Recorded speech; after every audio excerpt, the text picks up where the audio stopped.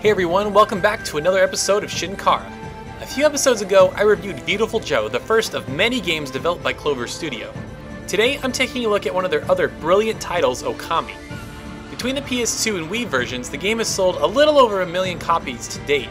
While respectable, it wasn't the smash hit Capcom was hoping it could be. I feel like part of the problem was that it's kind of a hard game to market. I mean, think about trying to explain Okami to a friend that's never heard of it. Well, it's about a wolf who has this magic paintbrush, and you're trying to make trees grow again, but it's kind of like Zelda. I swear, it's really fun. I think enough people just weren't willing to give Okami a try. For those who did though, they were treated to one gem of a game. There may still be some skeptics out there, so for them and anyone who never discovered Okami, let's check it out.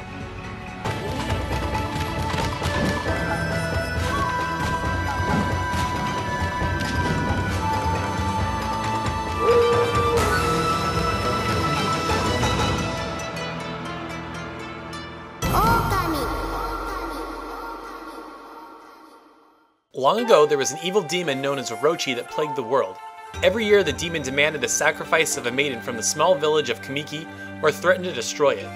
A warrior of a legendary bloodline, Nagi, and the powerful wolf goddess Amaterasu stood up to this foul beast one fateful day and sealed it away in the nearby moon cave. While Orochi was sealed away, the battle proved to be too much as Amaterasu passed away and was honored with a statue erected in her memory. 100 years has now passed and an unassuming fool has revived the evil Orochi. With no one strong enough to quell this evil, the resident wood sprite of Kamiki exerts much of her power to revive the great goddess Amaterasu. With her celestial powers now scattered and a looming evil enveloping the world, our hero must travel across the land to recover her powers and put a final end to Orochi. I'm a big fan of the ancient Japan setting in movies and video games. There's something so pure, mystical, and beautiful about it.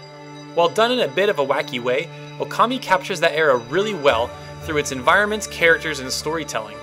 The embodiment of Amaterasu, the sun god in Japanese lore, as a wolf is a really neat way to reinterpret the character.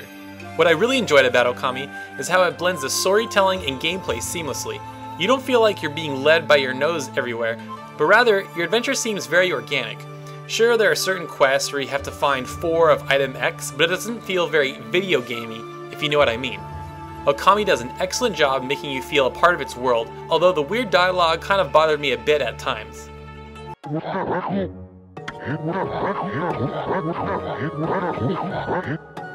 Oftentimes when people discuss Okami, it inevitably gets compared to Zelda.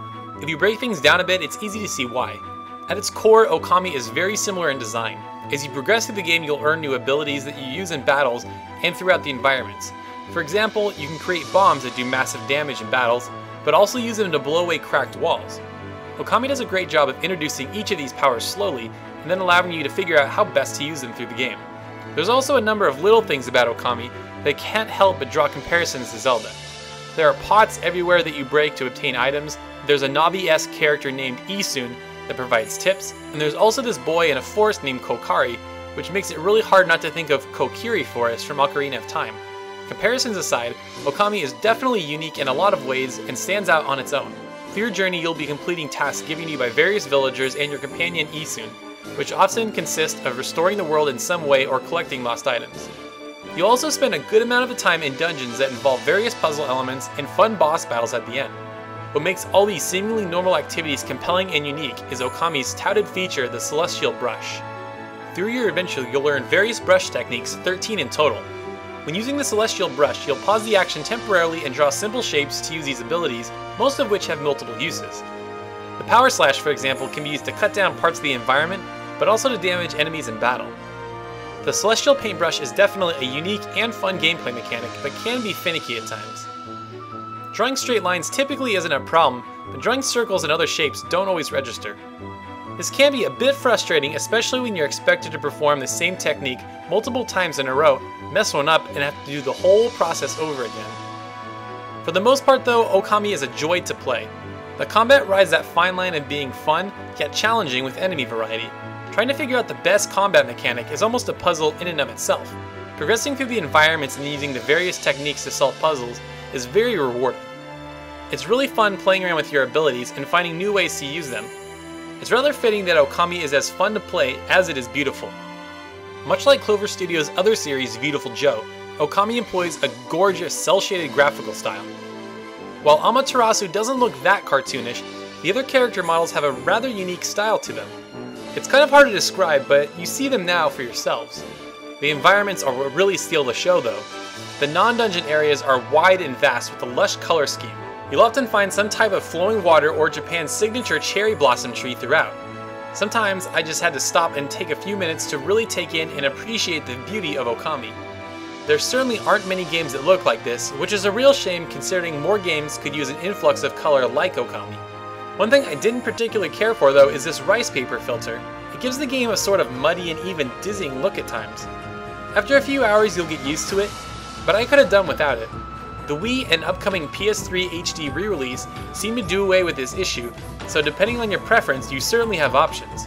My one minor gripe aside, Okami is one of the most beautiful games I've ever played and is another prime example of video games as art. If I were to compile a list of games to play before you die, Okami would certainly be a part of it. Everything from the premise to the presentation is wonderful and unique. And honestly, how many games are out there where the goal is essentially to make the world beautiful? Not nearly enough. I'm really grateful we have games like Okami because not everyone wants to play games about shooting down endless waves of people. They're looking for something a little more special and I think Okami is just that. The HD re-release for the PS3 comes out very soon, so for anyone that may not have played this game yet, now is the perfect time. Whether you're wanting to play it in HD on the Wii or the PS2, you have plenty of options to choose from. You won't regret giving it a try, I promise. Thanks once again for watching and may the fresh scent of flowers protect you always. Hey people, thanks again for watching another one of my videos.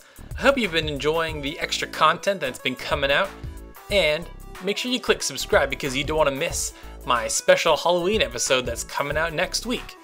Speaking of things you may have missed, I got a couple videos right in front of you that you can click and check out for the first time, or maybe, I don't know, the 100th time if you're one of those kind of cool people. And make sure you click like, that'll make you an even cooler person. And then we'll be friends.